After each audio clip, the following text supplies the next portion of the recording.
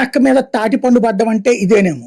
ఓ పక్కన Baloch rebels, Tehreeki Taliban పాకిస్తాన్తో విలవిలలాడుతున్నటువంటి పాకిస్తాన్కి ఒరిజినల్ తాలిబాన్లతోనే యుద్ధం జరిగి 430 మంది తాలిబాన్ ఫైటర్లను చంపేశామని పాకిస్తాన్ చెప్తే 24 గంటలు తిరక్క ముందే పాకిస్తాన్ సైన్యం తరపున ఉన్న వాళ్ళని తాము బంధించిన వాళ్ళ వివరాలతో సహా డీటెయిల్స్ వీడియోలు రిలీజ్ చేసింది ఆఫ్ఘనిస్తాన్. అదే సందర్భంలో వాళ్ళకి మళ్ళీ దొంగ లెక్కలు చెప్పాం, మేము 120 మంది పాకిస్తాన్ సైన్యాన్ని లేపేశామని చెప్పింది.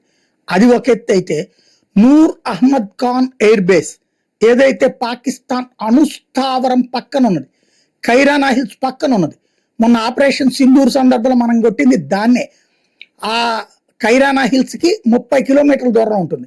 ఖైరానా హిల్స్లో అణుస్థావరాలు ఉంటాయి. దాని ముఖద్వారం, దాని ముడ్డి మూతి రెండింటిని ధ్వంసం చేసాం మనం.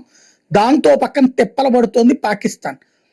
ఆ కింద నుండి సొరంగం ఉంటుంది, ఆ సొరంగంలో నుండి అణ్వాయుధాలను తీసుకొచ్చి నూర్ అహ్మద్ ఖాన్ ఎయిర్ బేస్ లో ఉన్నటువంటి యుద్ధ విమానాల్లోకి ఎక్కించి F-16, F-32 లాంటి వాటి ద్వారా ధ్వంసం చేయాలన్నది పాకిస్తాన్ ప్లాన్.